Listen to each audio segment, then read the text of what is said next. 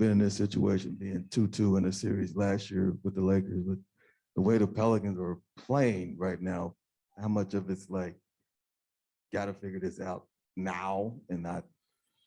Well, I think the label on the series is, whoever gets the 50-50 balls, gets to the spot first, doesn't give up the effort plays, is typically coming out the winner. But I'm going to say this, 42 to 15 in free throws. You can slice it any way you want to. In a playoff game that physical, that's amazing, okay? And coaches shouldn't have to come up to the microphone and feel like they're going to get their heads cut off for speaking the truth.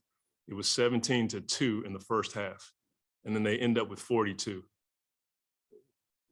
That's hard to do in a game like that. And it's not like we don't attack the basket. That's really hard to do. And so, look, they outplayed us. They deserve to win. But that's a free throw disparity that you have to look at.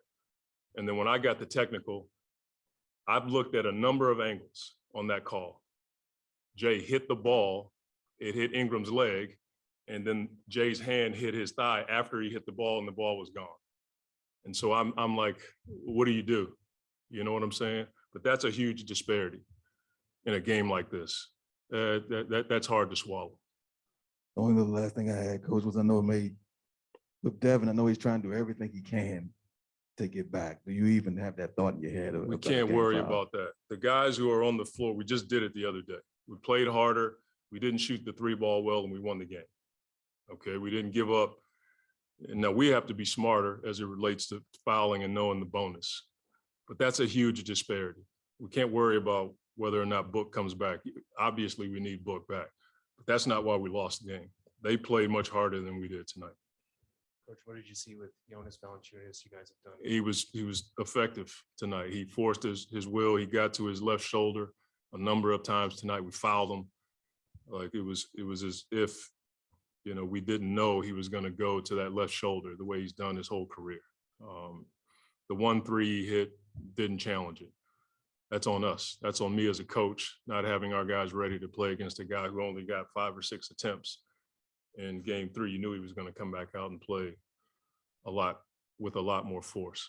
With another game with the 3-point shooting, is that just the same mindset after game 3 of just keep letting it fly? Or you have to. I mean, we're getting open looks. I mean, how many open looks did we get from the top? We're getting a lot of them. We just got to. It's going to drop because we put the work in. We just haven't been able to see it go down enough.